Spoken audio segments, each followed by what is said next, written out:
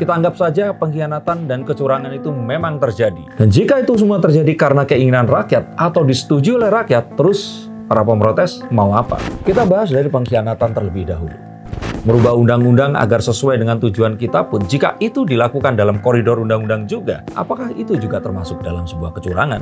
Dan saya melihat bahwa satu-satunya alasan mengapa Pak Jokowi harus melakukan ini adalah karena, ini saya katakan sekali lagi dan lagi, adalah untuk menghalangi Anies Rashid Baswedan untuk menjadi Presiden Republik Indonesia.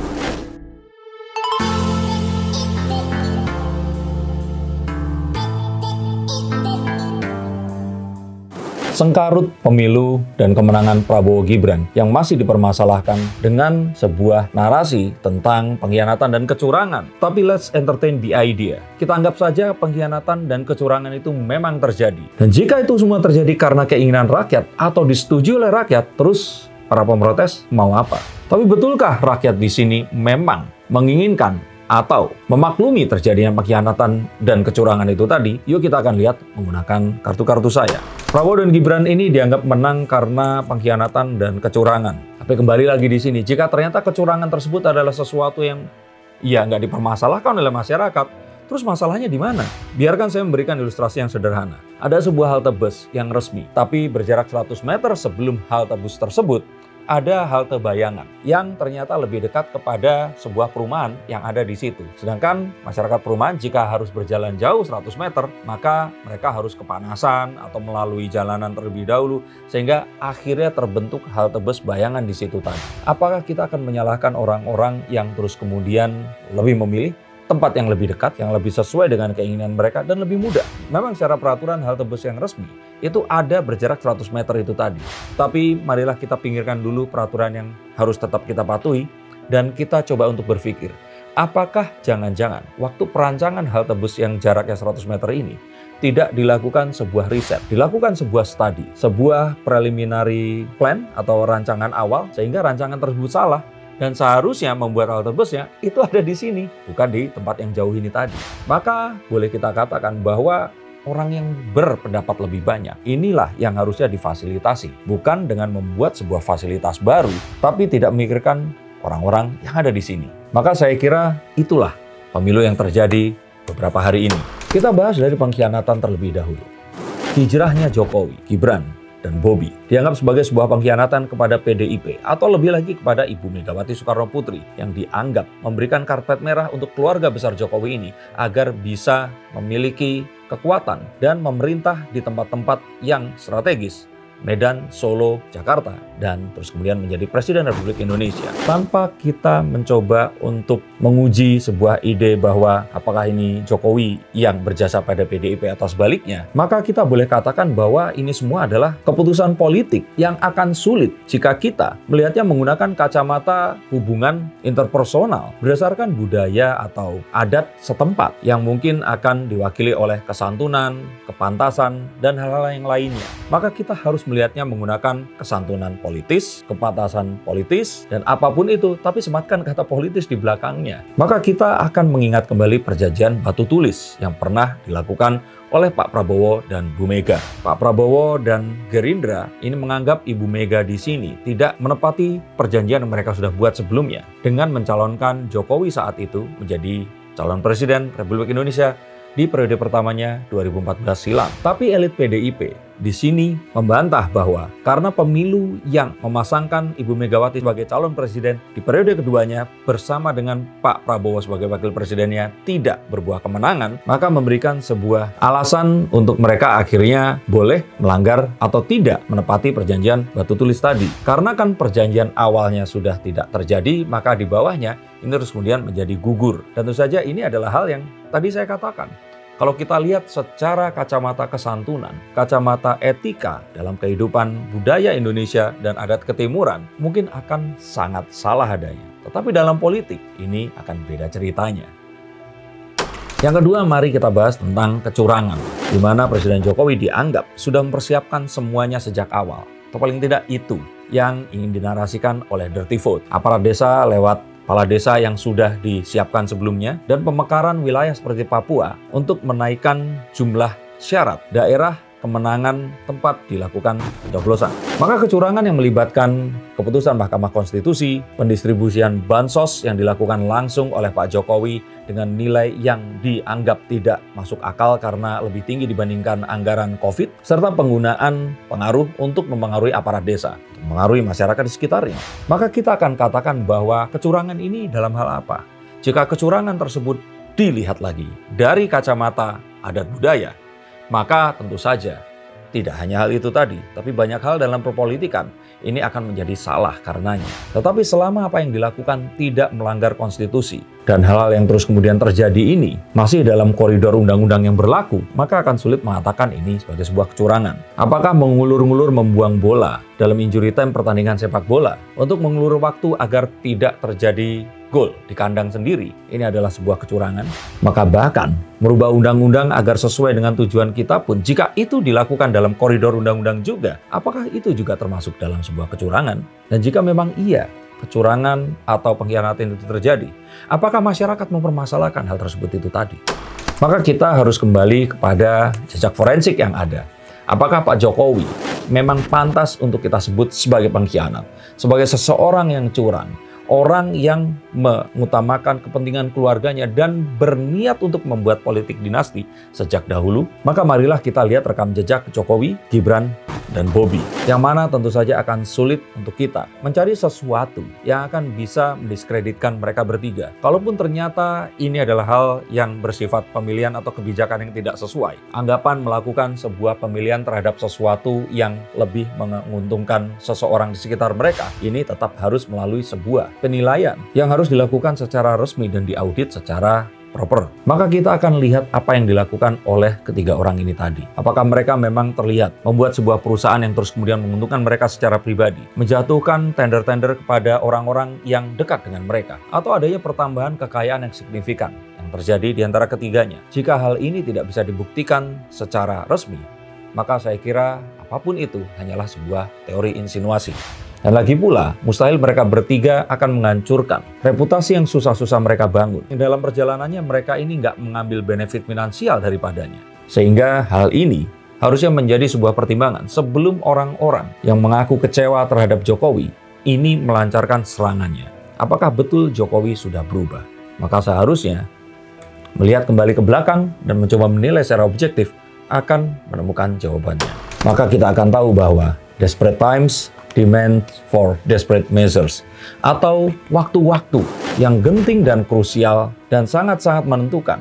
Ini membutuhkan sebuah keputusan yang juga ajaib atau di luar nurul dan juga membuat kita nggak habis fikri. Dan saya melihat bahwa satu-satunya alasan mengapa Pak Jokowi harus melakukan ini adalah karena, ini saya katakan sekali lagi dan lagi, adalah untuk menghalangi Anies Rashid Baswedan untuk menjadi Presiden Republik Indonesia. Sekali lagi, sepertinya ini semua dilakukan untuk menghalangi Anies Rashid Baswedan untuk menjadi Presiden Republik Indonesia. Karena itulah yang nyaris terjadi kemarin.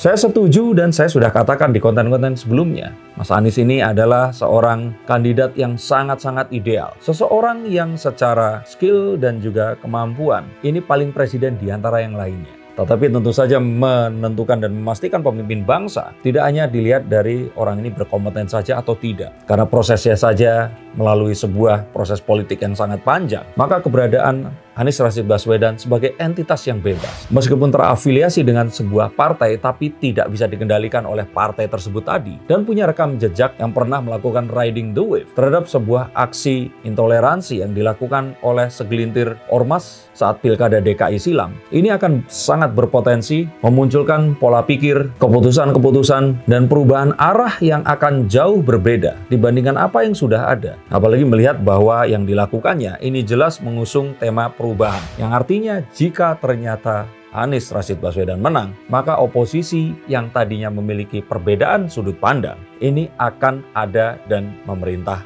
di Republik Indonesia. Saya ingat pernah mengisi acara di sebuah bank milik pemerintah Jawa Barat Langsung tahu ya Bang ya apa ya. Yang kala PKS masih ada sebelum Kang Emil ini menjabat di sana, Ridwan Kamil menjabat sebagai gubernur, ini semua jajarannya itu dipenuhi orang-orang dari PKS. Dan saat Kang Emil menjabat, ini semua yang di sana sepertinya menurut dugaan saya ini digantikan. Jadi perpolitikan yang menentukan arah kemana sebuah perusahaan atau negara ini akan berjalan itu memang ada. Yang mana oposisi tersebut sangat dipengaruhi oleh like and dislike terhadap idea atau gagasan yang ada sebelumnya.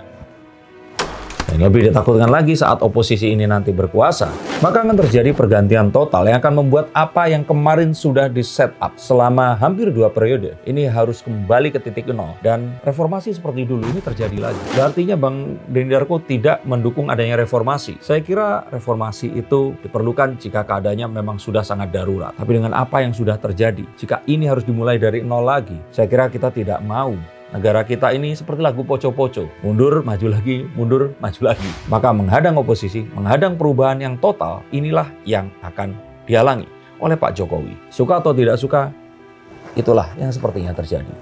Lalu apakah perubahan itu tidak perlukan? Tentu saja diperlukan. Tapi kita seharusnya juga tahu dan sadar bahwa demokrasi yang kita gunakan ini masih belum menemukan bentuk idealnya. Demokrasi parlementer yang terus kemudian berubah menjadi demokrasi terbuka, ini sepertinya masih belum sangat sesuai dengan kondisi masyarakat Indonesia. Satu suara untuk satu pilihan. Walaupun itu memberikan sebuah kesempatan untuk seseorang bisa maju tanpa mereka harus mengikuti kaderisasi dalam partai yang kadang-kadang membutuhkan waktu yang lama dan juga kasak-kusuk yang gak gampang. Tetap harus menemukan sebuah cara yang ideal. Tidak hanya dengan cara mengadopsi, tapi mengadaptasinya. Ini disampaikan dan mungkin itu adalah jawaban dari pendapat Pak Prabowo tentang bagaimana demokrasi ini melelahkan. Belum lagi jika IKN dan PSN yang selama ini dilakukan itu harus di-restart ulang. Bahkan banyak proyek yang mangkrak, kebijakan yang tidak diselesaikan. Tapi kalau ternyata hal ini bisa digantikan dengan yang lebih baik, bukankah ini juga akan demi kebaikan bangsa? Betul sekali. Tetapi kita seharusnya sadar bahwa kondisi saat ini adalah kondisi di mana geopolitik di sekitar kita dan di luar negeri ini dalam kondisi yang kurang kondusif. Dan kita tidak memiliki sebuah luxury atau kemewahan untuk bisa memulai ini sekali lagi. Kita akan tahu bahwa hal-hal seperti peperangan di Ukraina dan Rusia, juga pendudukan Palestina oleh bangsa Israel adalah sesuatu yang pasti akan mengakibatkan banyak hal yang akan mempengaruhi perpolitikan dalam negeri Indonesia juga. Belum lagi ketegangan di Laut Cina Selatan yang semakin harinya semakin meningkat. Maka bukan saatnya kita di dalam negeri berusaha untuk menggantikan sesuatu yang sudah ada dan mencoba untuk membuktikan bahwa kita lebih baik daripada saudara-saudara kita. Oposisi seharusnya tidak melakukan hal itu tadi, tapi sebagai pengontrol agar apa yang dilakukan ini masih tetap dalam tracknya. Tapi apa yang terjadi? Setiap 5 tahun sekali, semua orang tiba-tiba merasa mampu, merasa yakin, dan melakukan segala cara agar mereka bisa naik menjadi pemimpin Indonesia. Meskipun cara tersebut harus menggunakan cara yang memecah belah bangsa Indonesia dengan menaikkan perbedaan kita tentang agama, kesukuan yang memicu terjadinya polarisasi yang nyata dalam masyarakat kita.